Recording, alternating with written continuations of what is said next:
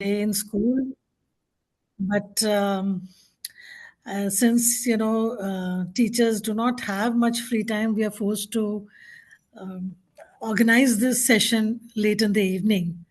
So I hope that you find it fruitful, and I hope that I'll be able to resolve many of the queries that you have in mind regarding the skill subjects.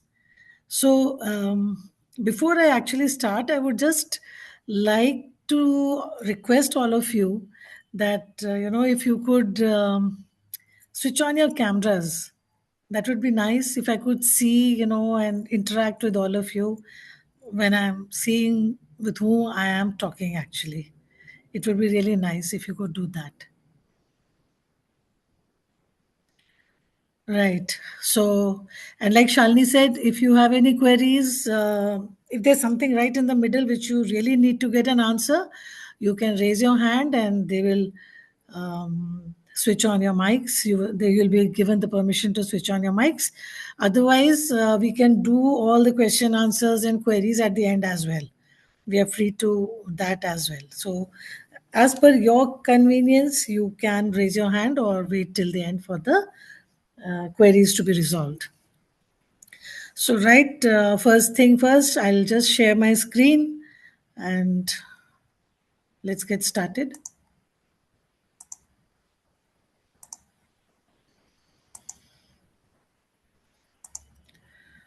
So, is my screen visible?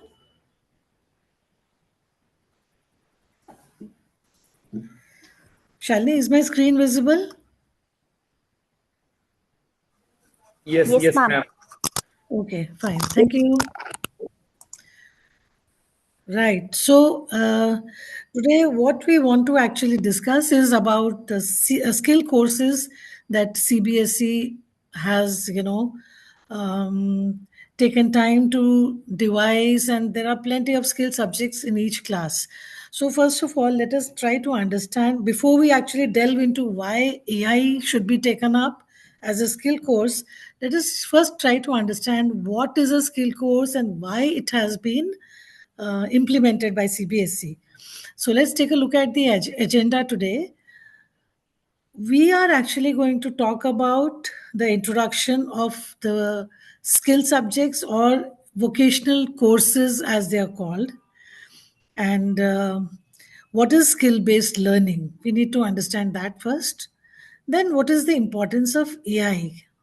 AI in education, and why there is a course or a curriculum especially for AI in grades 6 to 12. And of course, we also need to understand how schools can implement this in their individual schools. What is the strategy they must follow, or there are some misconceptions about such things that this is required, so we want to clarify all that. And of course, for a student, what does it benefit, or how does a student benefit if he takes up AI as a subject? So we need to explore all these things, and that is what we will be doing in today's session. Okay, so what are the skill subjects and why they have been introduced? In India, there is now a very great mission which is called as Skill India movement. And I think most of you must be aware of it because, it has been, it's not new. It has been going on for the last few years. And now it is picking up more speed because initially, some of you might remember that there were only just 8 or 10 courses in the middle school or the senior secondary or secondary school. But slowly, CBSE has now introduced many, many, many options. We'll discuss that a bit later. But now, what is this Skill India movement? We all know that India is a vast country, and you are in South, I am in North. There's a lot of variation in um, everything. I mean, whether it is food, whether it is the kind of climate, whether it is the kind of work that is being done.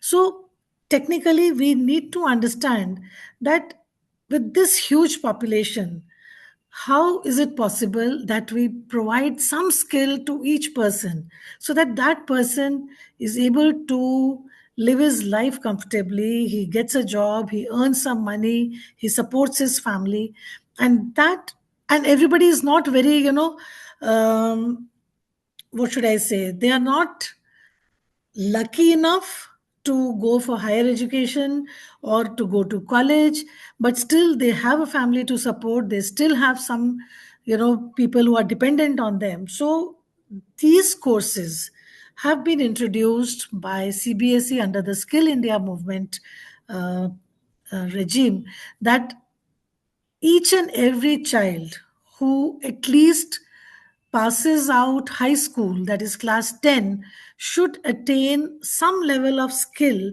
which will enable the child to get some job, maybe at a lower level, but he should be able to work, he should be able to get a job, some employment.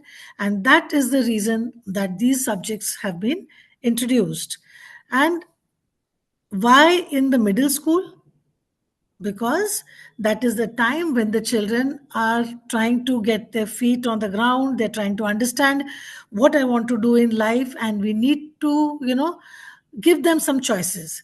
If you remember, I mean, I don't know, I can't see all of you, but if you remember, like in our time when we were kids, the children had very few options. They could either go and become an engineer, doctor, a nurse, or one or two more options, a lawyer.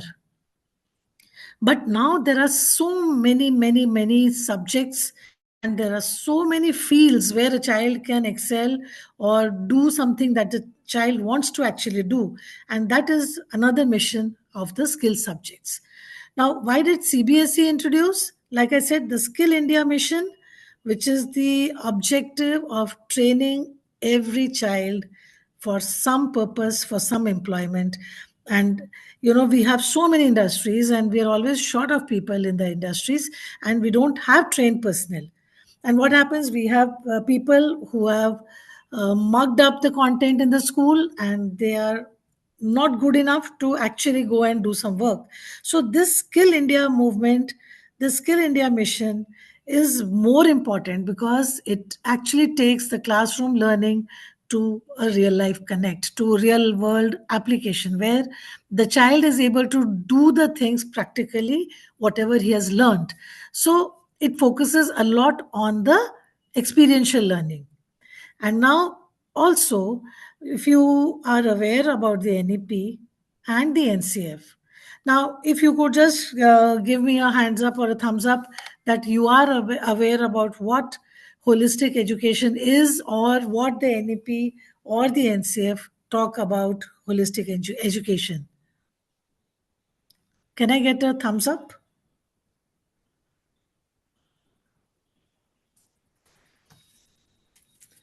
So, Shalini, have we got some heads up? Yes, ma'am, we have got heads up. Okay, great. So, these holistic education is something which will take care of the overall growth of a child. Now, how does this overall growth happen? It has to be from the textbooks, from learning of each subject, which is important, maybe the languages, maths, science, etc. But now, in this time that we are in, digital literacy has become very important. Every job requires a child.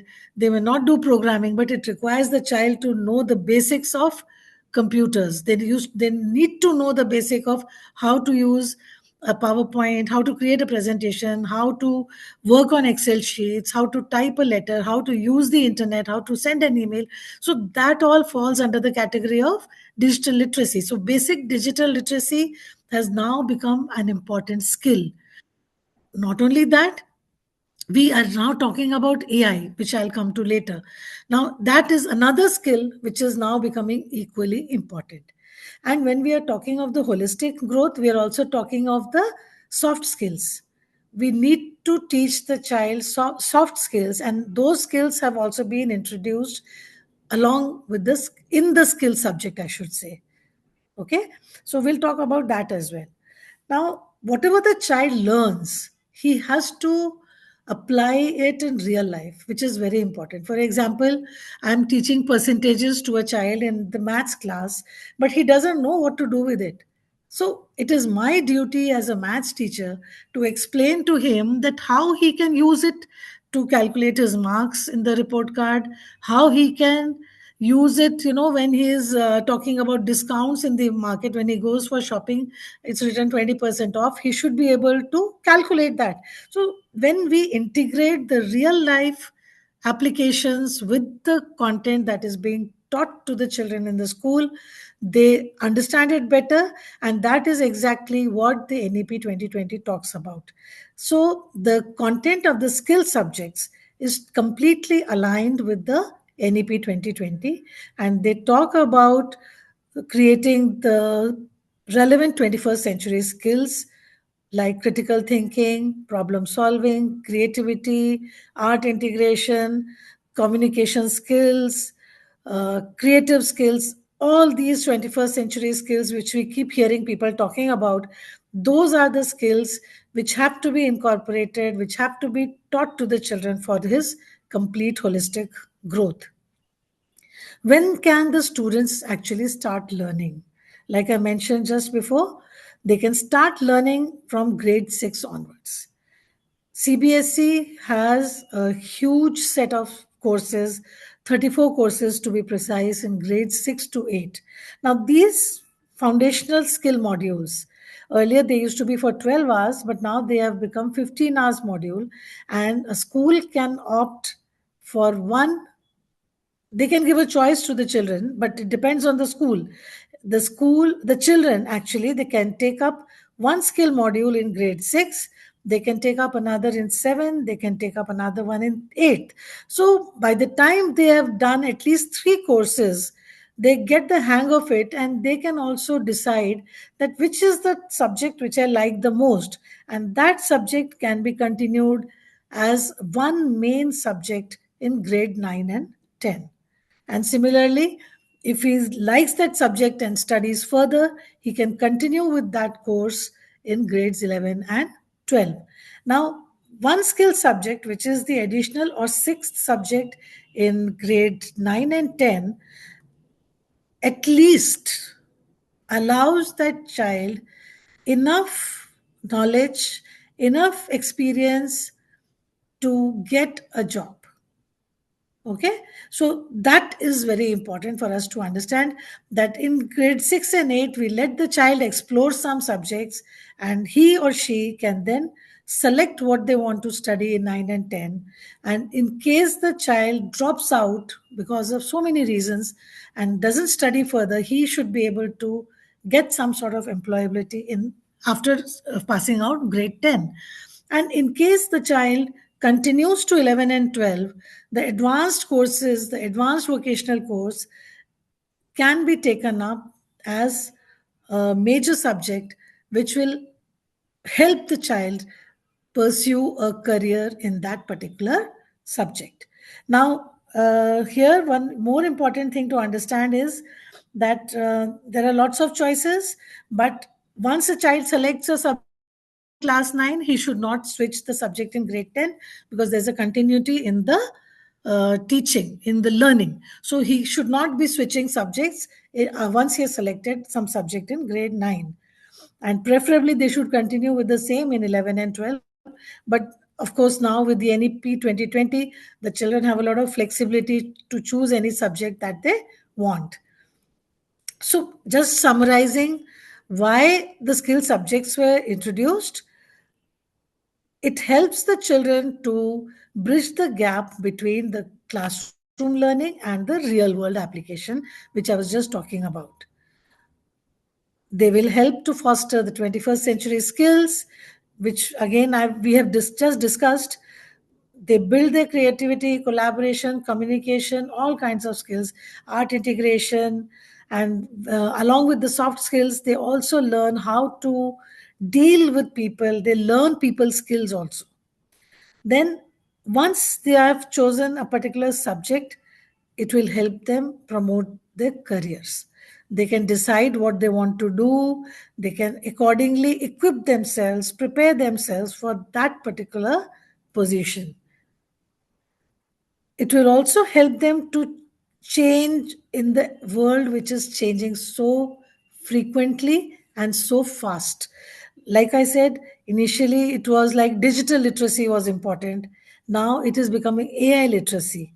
There's a shift from digital literacy to AI literacy. So these subjects, skill subjects, because there are plenty of them, help the children to meet these requirements and these shifts that are happening in the technology. Also, when we are talking about the Skill India mission, we also believe that in this country where there are so many people, I mean, the population is huge, we need to support the economic goals of the country. And how we can do that? We can only do it if everybody moves towards literacy, if they move towards digital literacy, AI literacy. We need to help these children get some, at least some skills which will help them boost the country's economic goals. Also, by learning skills, the child becomes more confident. And I'm sure you must be seeing that when you are going in the schools, you're talking to your students, you see that the students who are thorough with their subject, they are more confident than the students who are not so thorough. So if I teach a child and he has that, confidence in him that, okay, I can repair a mobile phone, I've done that course, I can do it. So then there is some confidence which is excluded from the child, and that will actually help him in his future endeavors. We've already spoken about the holistic development, where I said the soft skills as well as other skills are developed, and so that child will definitely contribute or be a good contribution to the society. He will be more helpful, he will know, because definitely he's going to contribute in some way or the other. And in the process, of course, there could be some children who might think, who might be, really very intelligent, or what should I say, they may be too creative. And those kind of children are the ones who get these ideas of starting their own own thing. They can start their own business. And even at this time, the government of India supports so many skills. And if a person actually wants to start do some small startup, they are given a lot of support, but that needs to be fostered. So these skill subjects help in all of these things. Now, what are the skill subjects that are being offered in grade 6 to 8? You can see there is a link. If you want, we can share this later. I'll share all the links if you want them. Now, the different skill modules in grade 6 to 8, they start with the code 9. So 901, 2, 3, etc.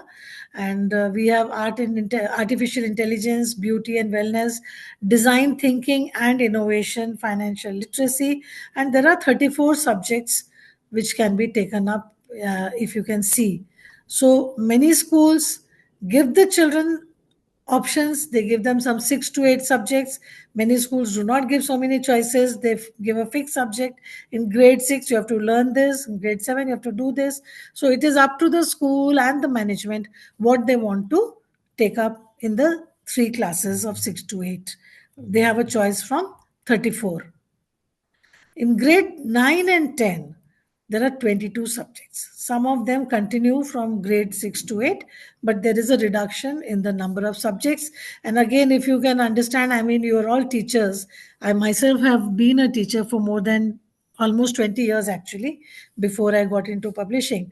So there we used to have, I mean, you know that if there are two students who are taking one course, two taking another course, the teachers, we are short of teachers, and it is very difficult to manage. So that is one reason why many schools do not give all the options. Now, a popular option many of you would know is 402 information technology. And as you can see here, the job roles that the person can get after doing information technology course is domestic IT executive or operator. So if you can see all these, if they do these particular courses, they can, for example, food production, they can become an assistant chef, right? If they are doing front office operations course, they can become a front office executive. So like that, if they are doing any of these courses and they do not continue after 10th, then also they should be able to get these kind of roles in employment. Coming to 11 and 12 again, and one more thing which I want to bring out is all codes start with 4. So in 9 and 10 the courses start with 4. In grades 11 and 12, the courses start with 8, and there are 43 courses currently which are being offered. There is information technology, there is web application, these are all computer related ones.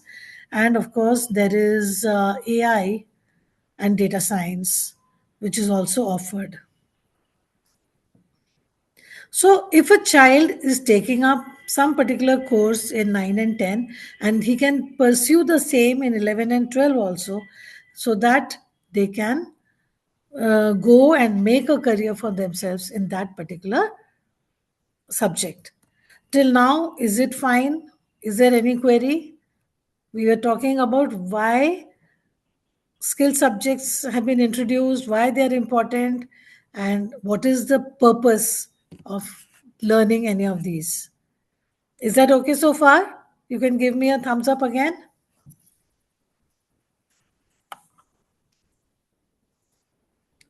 Right. So, Shalini, you could keep mentioning if they have given a thumbs up. All right, ma'am. We have already received thumbs up. Great.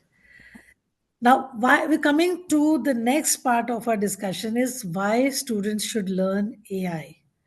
Like I mentioned, there is a shift now. Technology is shifting towards AI. Now, why is it shifting towards AI? Because AI is all around us. How many of you know that there is AI all around us? We are using it every day in our life. You could put in the chat box if you want.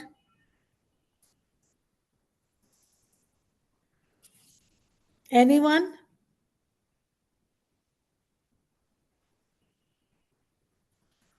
Have you got any answers? No, ma'am, not yet.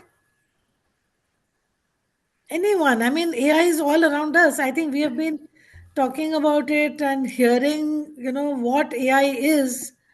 Ma'am, we have received responses Alexa, Yeah, chatbots, right. recommendation systems.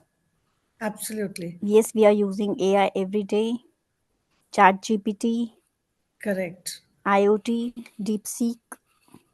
Wonderful. So, exactly that is what AI is the future of work. You see that AI is all around us in each and every industry. In healthcare, doctors are using AI to, you know, research on the different types of illness. They are looking at more detailed analysis of the data to find out the problem in the patients. They are using it for surgeries. They are even the reports are being analyzed by AI to get a more exact, uh, what I should say, impact of that particular value in the report of a person. So AI is helping healthcare. In finance, it is helping everyone to forecast what will be the market, like for example, shares or whatever is the economic situation, taking care of the data, analyzing it, and they're able to understand. As you know, at this point, there is Instagram, Facebook, this, that, internet usage, so many websites, and a huge, huge, huge amount of data is being generated every day. There are so many millions of users. Everybody is using online websites and apps. So such a huge amount of data is being generated. Now that is called as big data, by the way. And this big data, when it is analyzed, It's not humanly possible. It is not even possible to put it in Excel charts and analyze the data. So here we have AI coming to our rescue. AI comes in, analyzes the data, analyzes the trends in various fields, in farming, whether it is farming, whether it is education. It helps teachers to understand the pattern, which questions are being done well by the children, how each child is progressing throughout the year, and the teachers can also, do more focused preparation for some children, and they know that, okay, I need to focus on this thing for one particular child and I need to focus on something else for the other child. It cannot be the same for everyone. So everywhere it is being used, in space, in robotics, everywhere. So if a child studies AI, he is he has prepared himself with AI, then he is prepared for a better employment in the coming years. So that is the first important point. And because we cannot run away from AI, many of you have mentioned recommendation systems, generative AI, chatbots, and I'm sure you are using it. Each and every bank has a chatbot.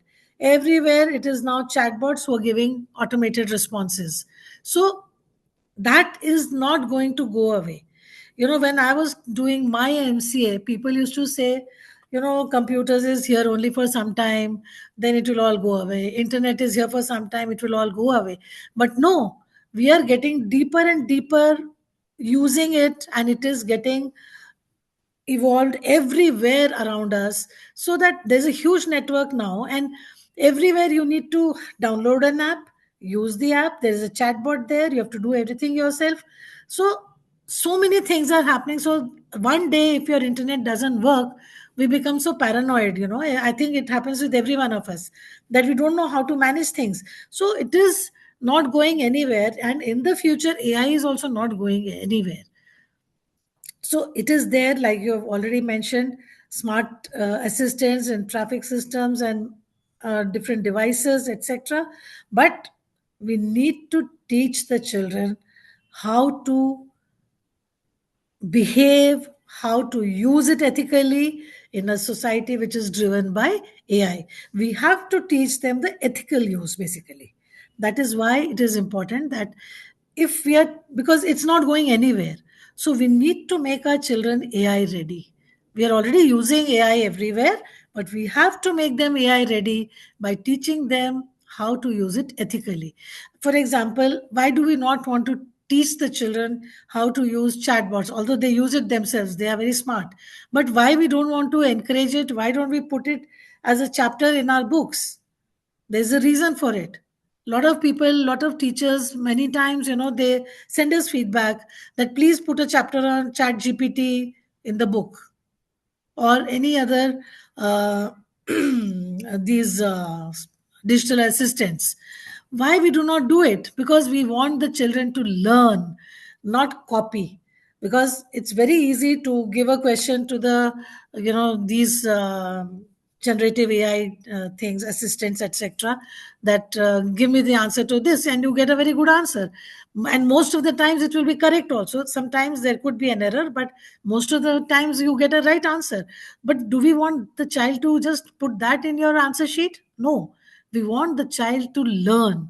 And so it is our duty to teach them how much they should use these tools, these AI tools, and what is wrong and what is right in using them. So it is very important for us as teachers, as mentors, to teach them. And that is why AI is important, why AI should be taught in schools. Because if we do not explain all this at the younger age, they're going to be driven by, using all these tools in all the wrong ways. We don't want that, right? And of course, the last one is that these days, like I said, there are plenty of career options. But obviously, because this world is driven by AI now, most of our devices, most of our applications are AI driven. So it is better to prepare the children to use AI. Every day you see ads on the Facebook or Instagram that companies are removing people. Why? Because Offices are using AI tools. So one person is able to do the work of four people or five people. So if my child doesn't know how to use the AI tools properly, how is he going to compete in the world? He is going to suffer because he might lose. I just want to tell you one recent example. My one of my school friends, I mean, she's a teacher, and she's my age. So one day she was very upset and she called me and she says, what can I do, Mira? All these young teachers are coming and they tell the principal, oh, we know AI, I can do this, I can do that. I don't know AI. I'm a social studies teacher. How do I manage? What course should I join? Tell me, I'll join. I'll pay as much as is required. I just told her, you don't have to prepare. It's simple. These girls also would be learning very simple basics, because if someone says, we know how to use AI, they're not doing coding, especially a school teacher who is teaching social studies or science. They will not be doing coding in anything, but they will be using some smart tools, and they will be showcasing that this is what I can do. So you don't actually need to go and do a course as such, but you need to be smart to use these tools which are already there. So if you are able to use it, you can also guide the children. And so, like I was talking about, the times for digital literacy are sort of over. Not exactly over, it has gone up, and we are now talking about AI literacy. AI literacy is not optional anymore. It has become a necessity. It is essential. It is an essential skill in this time for our children. So it is important for us to teach them, right? Now, what is AI? I think we all know what is AI. It is artificial intelligence, and it is something which we are training our machines to do. They are doing our work, they are imitating us, and we are teaching them to behave like humans. They cannot do it. The machines cannot behave by themselves. We are teaching them. We humans are only training them. And how do we train them? We train them with data. We give them different instances that if I look this side left, so many degrees, so many degrees. I mean, we have to give them so many options so that they are able to take a decision. And how will they take a decision? Because of this data which you have used to train it. So we have that, and that is called as machine learning. So when you're training a machine, you're training it with the help of data. And it's just like, when you're teaching your child, when the child is very small, you show him an apple from the book, and then when he sees a real world apple, if it is looking similar, he's able to identify, okay, this is an apple. But the apple can be of different size, sometimes of different shapes. So slowly the child is able to understand that all these are apples. For a cat or a dog, there are different breeds of cats and dogs. So the child would be able to slowly identify. I remember my nephew, he had seen this Jersey cow.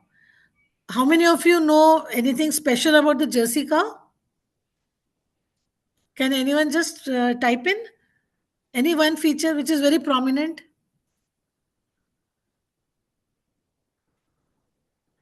Anyone? Ma'am, we have received a response. Australian breed, Huh. got patches on its skin. Yes, absolutely. Bang on. So, those are very prominent patches on a Jersey cow. That is the first thing that you will notice. So, what happened? There was a dog nearby, and we were just going. And this, he was a very small child, and he had seen that cow in US somewhere. So immediately he said, "Oh, that's a dog cow," you know, because he saw those patches on the dog, and he connected it with the Jersey cow, which he had seen some time back. So that's how the children perceive, and that is similarly how we are also training our machines. We are giving them data, and they're going to use that data and take decisions based on that, right? So it is a skill now which cannot be left alone. And like I said, It's time for AI literacy to take over in schools, in every household, so that the child becomes AI ready. Now, till in 2019, actually, I'll show that to you how AI was introduced by CBSE. Now, this is the latest circular which has come out, AI to be taught from class 3 onwards. And there's a team of people, CBSE and Ministry of Education, professors from IIT Madras. They are all sitting down to fix up a curriculum for grade 3, 4, and 5. 6, 7, 8 is already there, 9, 10, 11, 12 is already there. Now they want to do a course on computational thinking and AI, which is going to become a compulsory subject. It could be a separate subject, it could be part of the computer curriculum, we don't know yet, but yes, that is what is being planned. So it is better that already, if we are prepared in our schools to take on this challenge, this they are planning for the year 26, 27. So it will be better if we are already prepared before the curriculum is released. Now, CBSE started the curriculum for grade 8 and 9 actually in 1920. Okay. And in fact, I here would love to just mention, because we were the first ones at KIPS to bring out a book. There was no book in the market. There was no detailed syllabus from CBSE. Like CBSE normally has some handbook and all these days. At that time, nothing was there. And because they had just mentioned that it is we want it to be an activity-based subject with lots of activities, and that is how KIPS designed the book. And that book was a big success at that time. And but initially the curriculum was not very clear, so the curriculum of 8 was overlapping into 9, and then in 2021 they introduced the curriculum for 10 and 11 also, and extended it to grade 12. Now what happened, again some things were overlapping from 9 to 10, and last year they have finally refined the curriculum and they've made a lot of changes. So now 6, 7, 8 has a separate curriculum. Earlier grade 8, actually not exactly 8, there was a curriculum which was common for 6, 7, or 8. A child could take that subject either in 6 or 7 or 8, but now we have a separate curriculum for 6, 7, and 8. Also the same for 9 and 10 and 11 and 12. Now it is all streamlined, and there is no as such overlapping in any of the grades. And now of course you can see 26, 27 compulsory subject computational thinking and AI is being planned for the primary school. Now in middle school, the curriculum, although it's called as the code is 901, this year they have broken it up, like I said, for grade 6, 7, and 8 separately. So they're calling it as 901A, 901B, 901C. And actually, if you look at it, it's a very simple curriculum and very interesting also. And similar way, 417 is for 9 and 10, 843 is for 11 and 12. Now, in class 6, what is being taught? It's generally what is AI, how it is different from, what is artificial intelligence and what is natural intelligence, and how AI is different from automation. We have a simple automatic machine, but nowadays those machines are also intelligent. We had automatic washing machines long back, but now there is intelligence built into these automatic machines also. Like somebody mentioned, IoT. We have so many smart devices where we are connecting them with internet. They can talk to each other, but there again we have AI involved in it. So how does it work and how it is around all of us every day, used in everyday life? All this is being covered in grade 6 unit 1. And then in general we are talking about the three domains of AI. Can I get the answer to that? If anyone knows what are the three domains of AI? Anyone?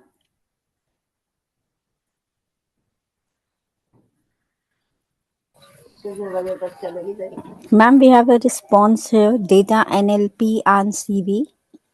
Very good, great. Those are the three domains: NLP, CV, and data, or you can say data science. Now, in this unit 2, we talk generally about what are the three domains, and then in grade 6, CV is covered. So, what is computer vision, how it is used in daily life, that is covered in grade 6. Now, and the practical domains, of course, because a lot of activities are given, ki how exactly it helps or how exactly it is being used. In grade 7, the other two domains are covered, which is, like you rightly said, NLP, natural language processing, and there is statistical data or use of the analysis of the data that is being collected, which I mentioned. There's a huge amount of data coming out every day, churned out every day in different sources. It's all collected and it is analyzed. So how we can use that data for further predictions of future forecasting in different fields, that is what is all about data science or statistical data.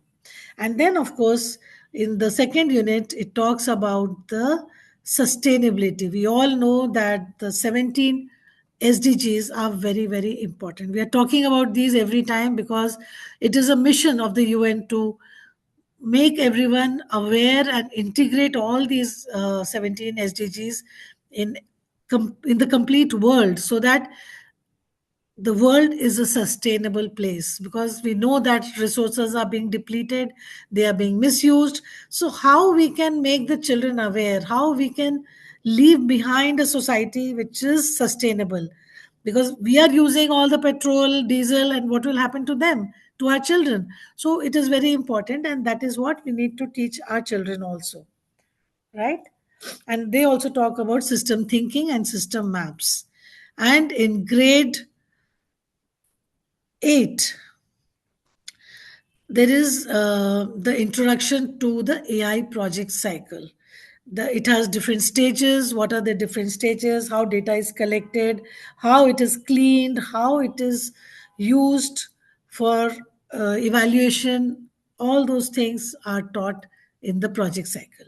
And of course, AI ethics. I mentioned AI ethics is very important. What is the correct use of AI? What should be used? Where it should be used? Where it should not be used? What we can do using AI and what we should not do using AI.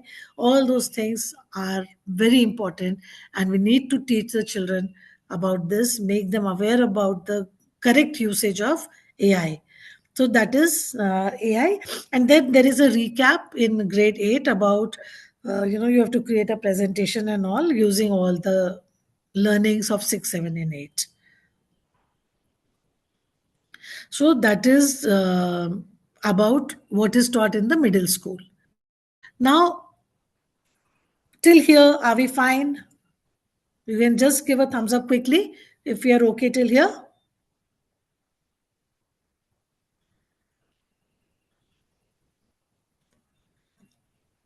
Is that fine? Yes, ma'am, we have received the thumbs ups. Great.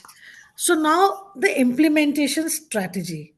How can schools implement AI? Like I said, there are a lot of myths that you need to invest so much, you need to do this, you need to do that, but it's all a myth. You actually, if you have an existing computer lab, then you are good to go. And how?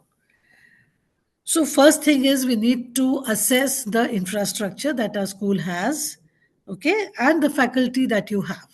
There could be that some trainings may be required, but it doesn't mean that you cannot train the teachers. So, the first thing is assess the infrastructure, okay. So, this is very important. And you have to take care that you have a good lab with the correct machines, because the most important thing in any subject which is related to computers and especially AI, it is important that you have a lab which is functional, because it's no good teaching the children about AI in the classroom. You have to give them hands on experience. They have to learn how to train the models, they have to learn how to train the machines, and how to do different activities and how they impact us. Once they see it, once they experience it, only then they can understand its importance or relevance. So it is very important that the labs should be there and the children get a chance. It's not like there are just five systems and the whole class goes there and does something. One child gets a turn, the other one doesn't get a turn. So it has to be a proper lab where the children can work. Second thing is the training of the teachers. Now, if you remember, at one time, all computer teachers were asked to start teaching Python because CBSE stopped C++. They said you have to now teach only Python. There was a panic across India because Python is a very new programming language, and in most schools, teachers were already teaching C++ since many years. But then they didn't know that Python is simpler than C++ actually. But then what happened when they slowly, then CBSE reverted. They said, okay, you can do C++ or Python. In the exam, both the questions are going to come and the child can do any one. That's how it changed. Then slowly over the period of 2 years, the teachers, they trained themselves, the schools sent them to for trainings. Some teachers worked on themselves.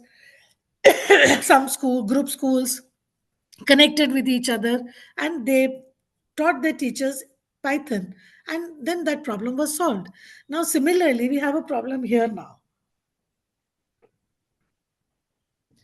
because you know AI is not so difficult that you have to panic. It's only till you actually start doing it you will realize there's nothing much. Because till grade 10, sorry, the curriculum is very simple. You only need to go through the curriculum, practice the activities, and maybe take up a few trainings. And how you can take those trainings, I'll come to that later. The last thing is that we also need to ensure that whatever AI we are following in our school, it should be aligned with the NEP. And we must work with the CBSE board if your school is a CBSE board. If it's an ICSE school, of course, you have to work accordingly. So that is again very important that we must align our teachers, lab, curriculum according to some particular policy or curriculum. Okay, so that is the first thing. And here I would also like to mention that if you have a computer lab which is having around 20 systems, okay, then you need to ensure that three things are there.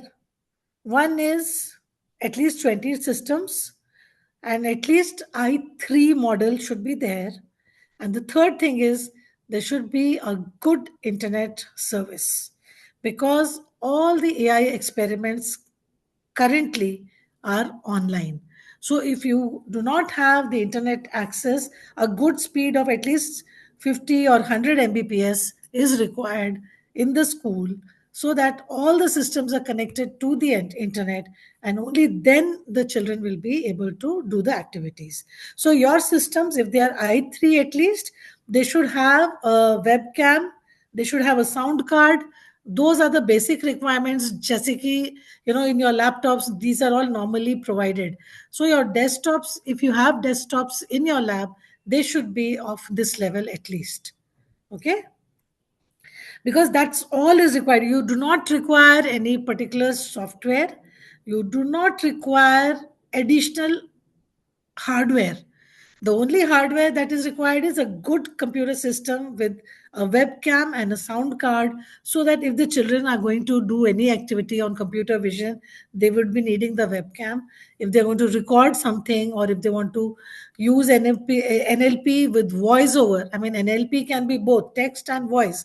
So if they want to do the voice NLP usage, then they need the sound card also, and they need a mic. And otherwise, you do not need any special hardware. And the only thing that you need is a browser which is good along with the internet connection, right?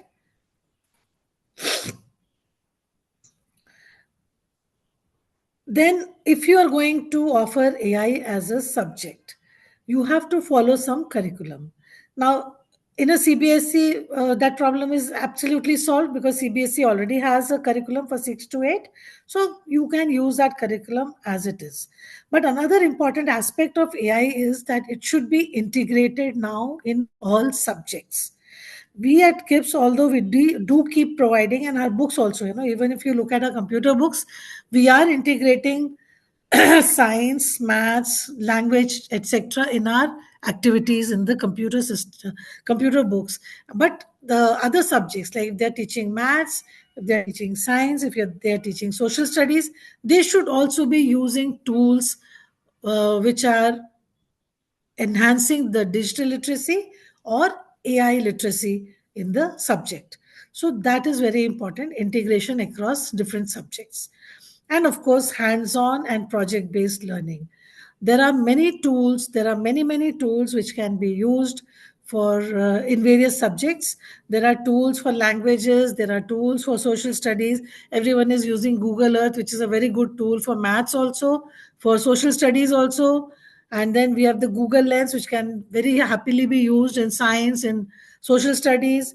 We have got n number of tools which are there, which are free tools, and they can be easily used. And Minecraft education is there from Microsoft, that can also be used for AI exploration. So until the child does hands-on activities or practical activities, they cannot be confident about the use of AI. So it is very important, and there are many simple activities, even which, like you said, Alexa.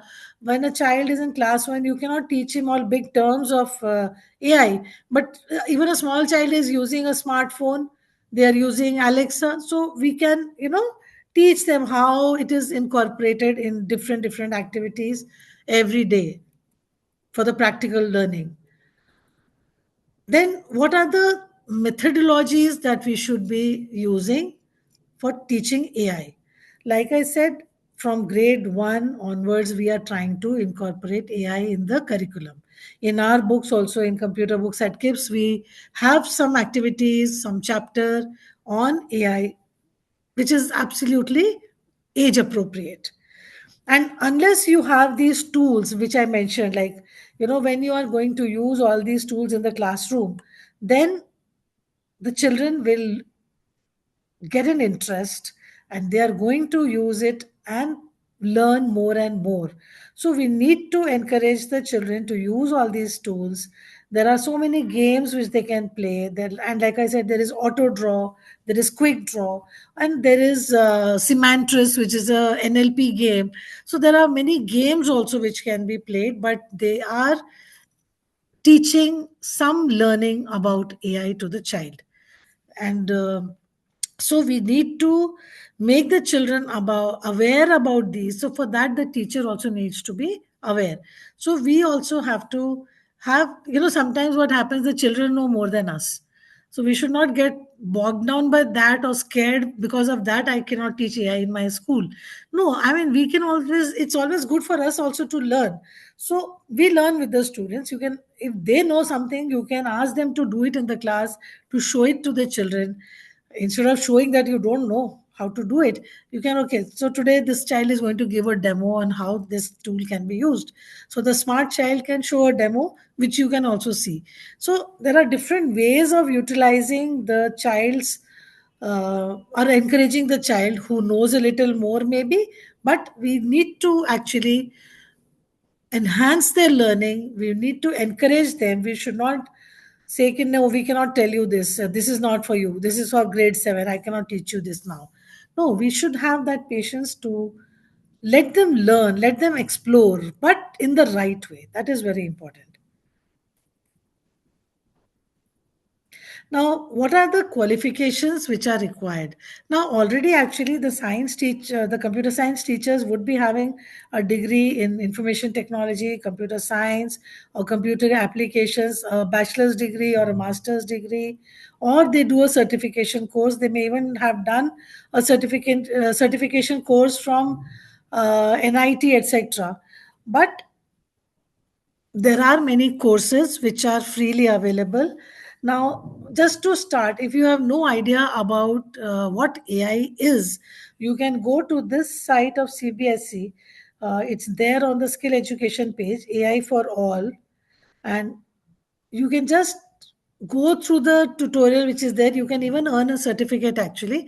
I think it is there in two parts. So you do one part, get one certificate, you do the second part, and you get the basic understanding of what is AI. And this can be done by anyone, not necessarily computer teachers. It can be any layman, a parent can also do it. Anyone can do it. So if you have no clue about AI, I suggest you go to the website of CBSE and just try out this activity. One thing which I did not mention, if a school is going to go for a skill module, they do not have to pay any fee, because every subject has some nominal fee in CBSE. But for the skill subjects, there is no fee, no additional fee is to be paid. And there are links on the website where you can log in, the school can log in and fill up a form for queries. They can fill up a form of the course that you want to go for, and that I cannot access. You, as a school teacher, or whoever is in charge in your school, can go and check that form, what exactly you need to fill to register your school. Then I was talking about the lab requirements. Now, I already mentioned that if you have at least 20 systems, which I suggest, because a normal class normally has 30 to 40 children. So at least 20 systems should be there, and they can be i3 at least, and the processor can be 8 GB RAM, or the memory, and 500 GB of storage at least in the hard drive, and the screen that can be 15.6. And of course a backup is always required, and this is a basic requirement for a computer lab actually. But the most important thing here is the internet connection, that a minimum of 50 Mbps for 20 computers. That is the minimum requirement. And of course, additional requirement that there should be enough ventilation, etc. Safety, you must take care that there's a fire extinguisher. Those things are already there in the computer lab. So, like I said, if you have a pre existing computer lab with the necessary bandwidth of the internet connection, then you do not need to create. There are some publishers, there are some people who will come and scare you that, okay, you need an AI lab. I will create one lab for you, and they'll charge you so much money. Not required at all. If you have a decent computer system like an i3 or above, with all these specifications, then you do not need anything else except for the internet connection. And then we need to be watchful when we are doing the AI activities. We can switch on the internet at that time, but when we are doing other activities on the computer, we can switch off the internet so that the children do not misuse it. Now, those are things that the people in the computer lab, they will have to take care, because these days the children are very smart. They are used to using the internet at home also, so they may try to do all sorts of things in the lab if they have the chance. So that is why we can switch off the internet unless we are doing an AI activity. But if we are doing an AI activity, we need to have an internet connection. Now, the trainings for the teachers. There are several trainings which are offered by the CBSE, and if you keep checking on the CBSE website, you will find that lots and lots of free resources, free workshops, webinars keep on happening. Even now in November, December, there are many webinars, which are workshops, which are scheduled for skill subjects. So you can always keep checking and find out what is there. And it is always good because they are all free for the school teachers. Now, Diksha is one of those sites where you can get. Swam is another site. So, like that, there are lots and lots of government agencies which are providing. Plus, there are other links also. So, if I will share these links with all of you later in the chat box, so you can copy it and use it. Google, Microsoft, Coursera, NCRT AI, all these have lots and lots of trainings which are available. When you're free, you can just log on, create an ID, go through the course. There are tutorials, and especially, these days, even Stanford, Howard, they also take out some short term courses of 20 hours or something like that, which are free for everyone. If you check the LinkedIn, you'll see that a lot of people have done courses on machine learning, data science, computer vision, etc., because they are all free. People are not spending money on all these. You will find lot and lot courses which are free, so you can go about it. So, till here, is it fine again? Any query?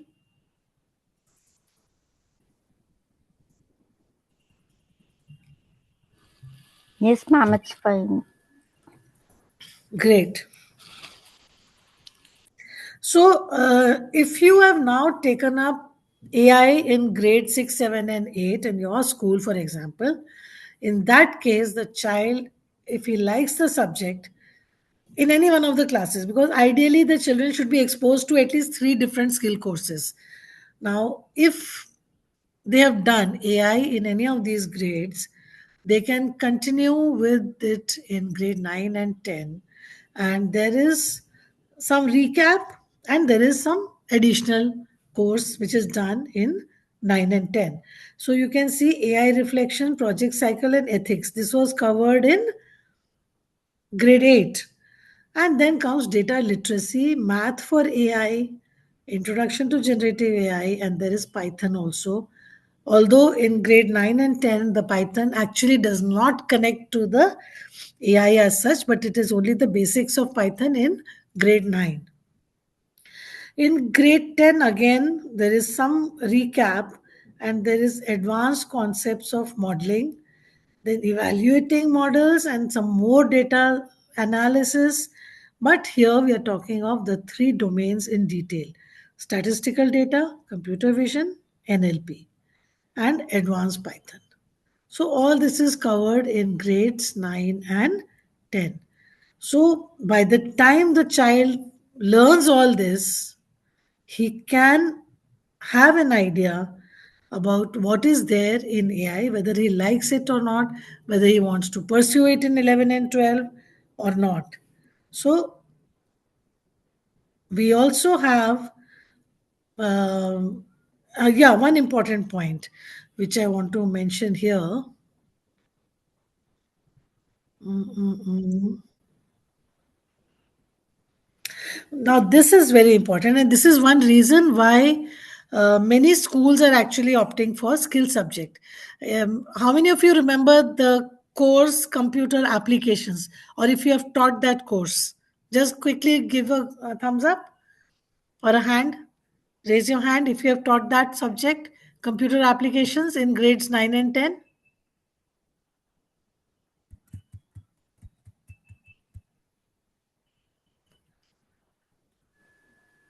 We have received a lot of thumbs ups, ma'am. Yeah, because, and if you remember, at one time that used to be the sixth subject, the optional subject, and the marks used to not actually get reflected on the 10th class certificate. It used to go as some additional, some information used to go.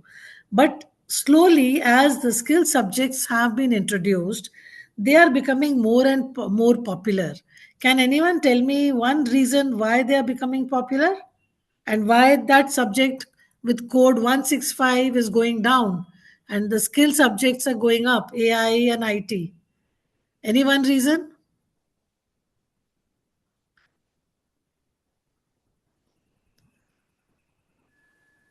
We have received a response, ma'am, saying current scenario, Ah, emerging trend, okay. But in general, I'm talking about all skill subjects. emergence of Why are they gaining technology, a popularity? emergence of technology, Hmm. That is one reason, of course, but there is another underlying very important reason. If a child fails in any of the three elective subjects, science, maths, or social science, and passes in the skills subject offered as the sixth additional subject, then that subject will be replaced by the skills subject, and the result of class 10 board exam will be computed accordingly. That was right in front of you, and that is one very important reason why schools are opting for skill subjects. They should be opting for it because of the reason which you have mentioned, but in reality what happens, schools do not want their results to go down. So they don't want to show that any child has failed, or as the percentage of overall average of all the students is low. So they are taking at least one skill subject, which is either AI or IT mostly.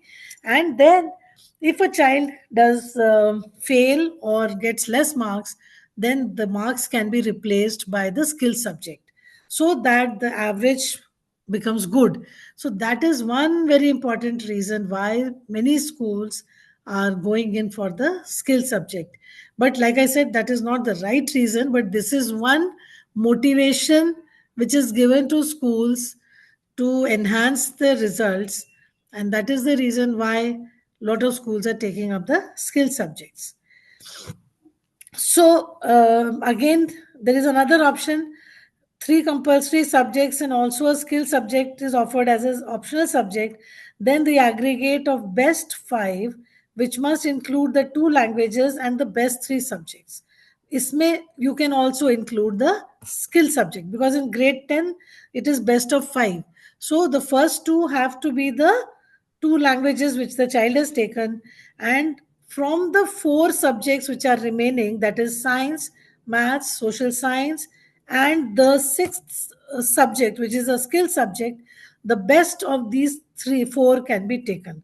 Three have to be taken, so that can be used for calculation of percentage by the school, right? So that is the second reason again.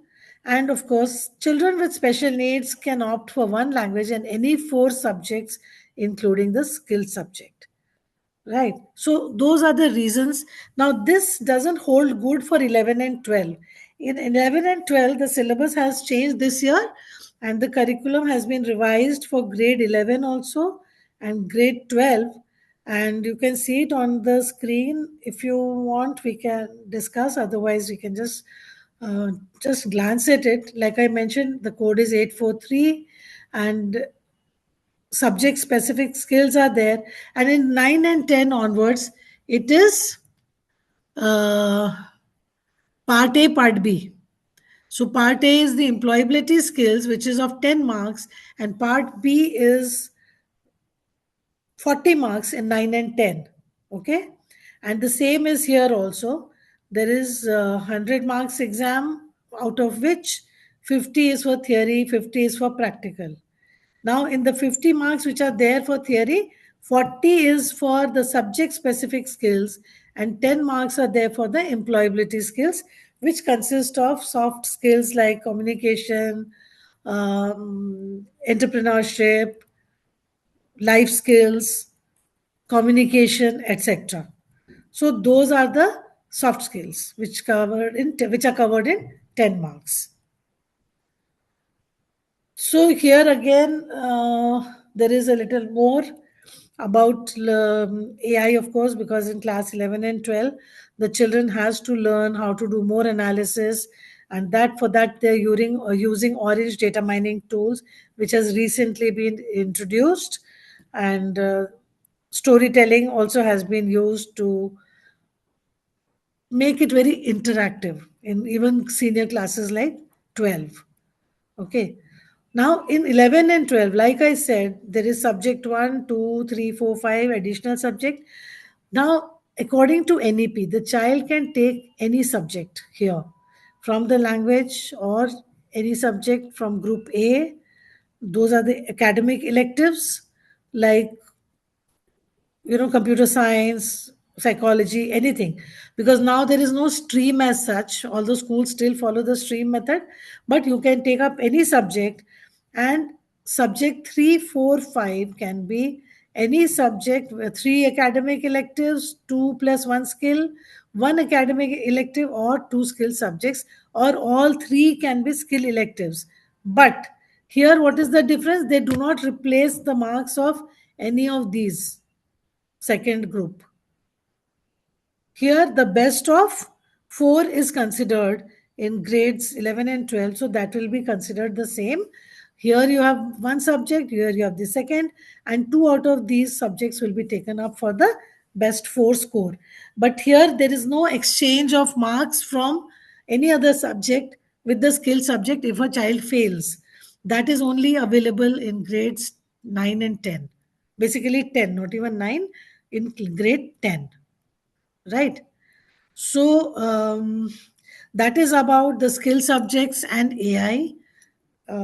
If there are any queries, we can take that up, or KIPS has a lot to offer in this. We have our own books for grade 6, 7, 8. We have our books aligned to the curriculum in 9, 10 as well. And recently, we also this year brought out the books for 11 and 12. And I'm really happy to announce that my book of AI class 11 was given the best book award by the Federation of Publishing Industry. So that is one very happy note which I want to share with all of you. And we have tried this year also, we have again revised our books as per the latest curriculum in grade 6 to 10. So it's completely aligned with the curriculum. It is completely aligned with the NEP, and it is very, very interactive and very interesting. So, if you want, I can showcase a few things about those books. Otherwise, we can take up the questions. So, for 6, 7, 8, we have these books 901 ABC.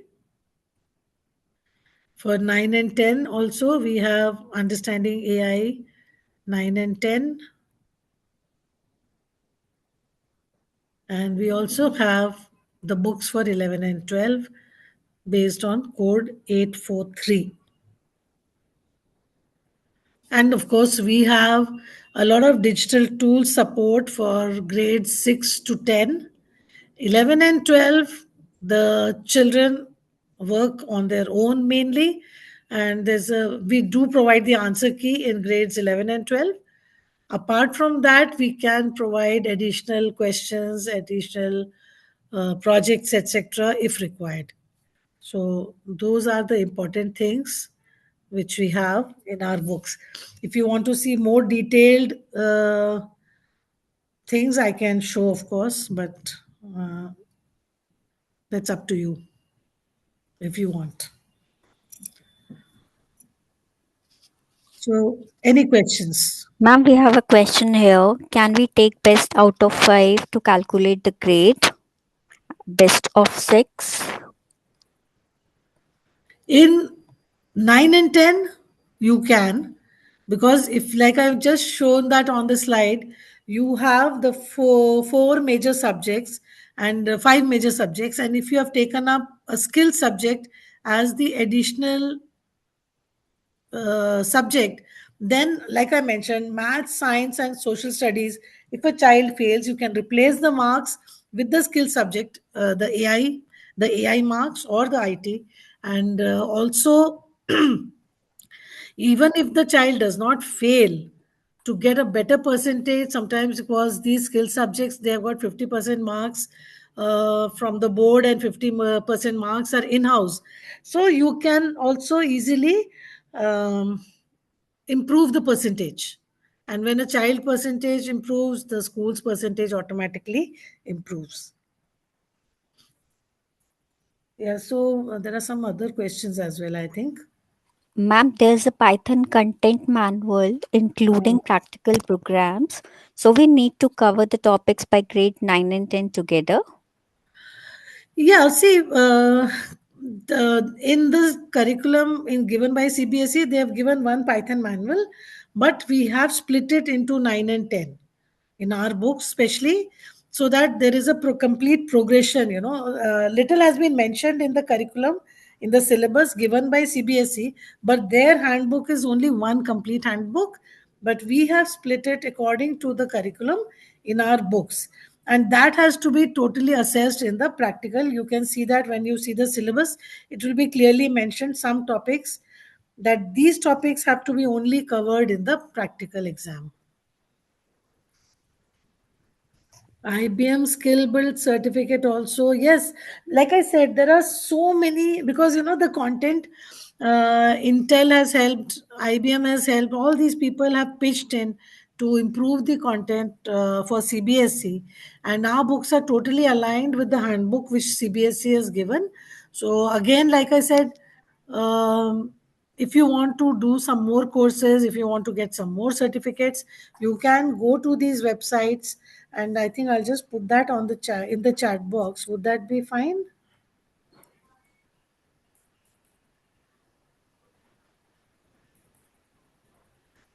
If you want to read this article about uh,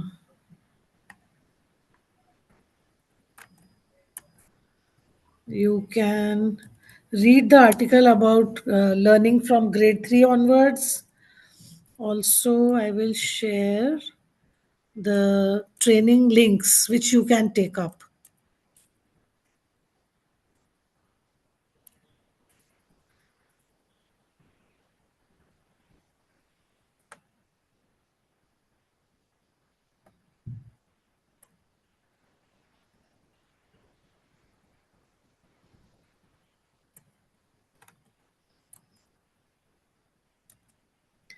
Oh, I'll have to paste it separately.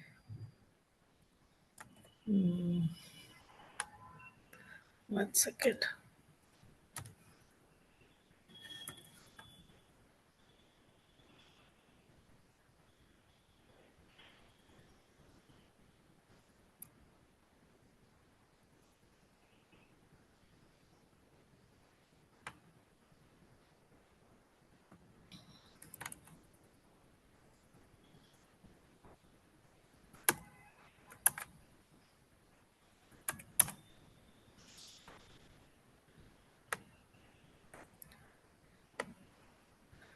So I'll have to, and there are many websites which will actually help the teachers. They have a lot of free AI tools which can be used by you to create lesson plans, worksheets, etc.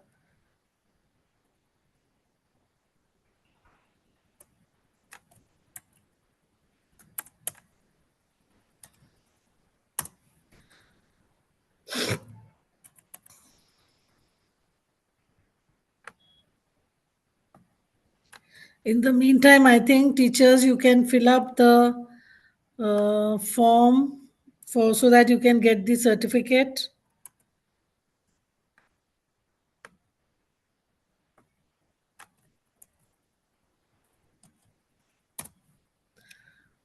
You can copy this from the chat, these links,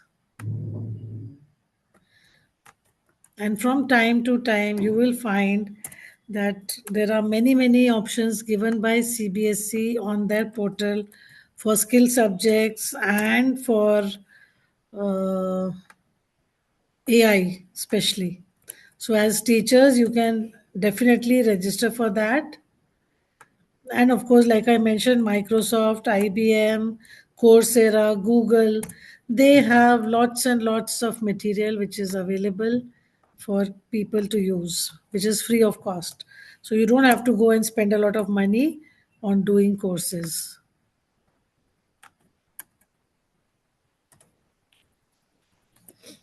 So these are most of them. Sample practical file as per the new curriculum. We have given plenty of support material in our textbook and on the digital platform, but we do not have a complete file for a student, something we want the child also to do. But we have a lot of we give a lot of solved projects which are very helpful for teachers, because if you are new, sometimes you may feel a little overwhelmed with all the things that you are supposed to teach. But we give a lot of support in form of solved programs in Python. We give all the Python code to the teachers so that you don't have to type it. You can just use it as it is. And we also give a lot of projects which are solved. So you can share those with the children. You can use them in the class, and the children can use them to put in the practical file. We don't create a file and give it to the students. Kiran ma'am, you can unmute yourself and raise your query. Yes, ma'am.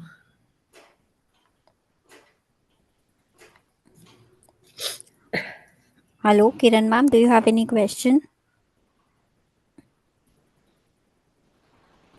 Shirley ma'am, you can unmute yourself.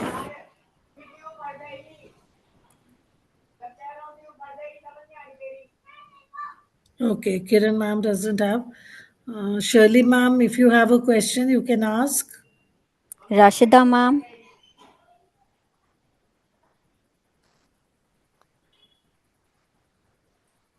okay, no. Someone logged in from Vivo 1935 has raised hand. Do you have any question? You can unmute yourself and ask. If you have logged in with your correct email ID through which you have registered, maybe then only you will be able to open the form. So if anybody is having a problem, no, I think Prabha ma'am can't open the form. Ma'am, have you logged in with a uh, different ID? Vivo 1935. You have raised your hand. Do you have a query? Rashida ma'am. Deepa ma'am, you can ask if you want.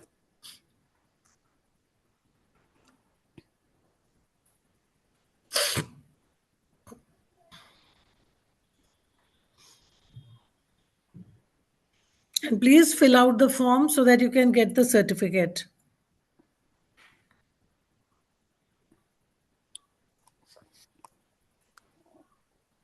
And we request everyone to fill out the correct details in the feedback form, please, so that there are no mistakes in the certificates, because Yeah. the information that you enter in the feedback form will be captured in your certificate as well. And please fill your correct email ID so that you can get your certificates.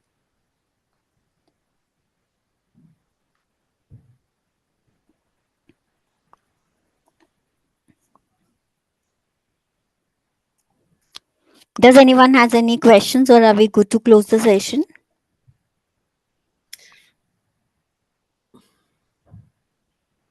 I think people are saying thank you. That means we can close the session. I think Right. everybody needs to go and take care of the family as well. They must be tired. Great. Thank you, Meera ma'am. Thank you for providing us the wonderful insights and having this interactive session. Yeah. Thank you, I teachers, hope. for the wonderful participation as well. Hope you have learned a lot about webinar, skill subjects today. Yes, and I hope that uh, you have benefited from the information which I shared with you. And in case you have any queries, you can always reach out to our team of Suchetan and other people who are there, Ranjesh, so that they can pass on the queries to us if there is any query. Right? Thank you, everyone, for your patience, and thank you for sparing your evening for this learning that you had. I hope it was fruitful for you all. Thank you so much. And thank you, Shalini. Thanks a Thank you, lot. ma'am.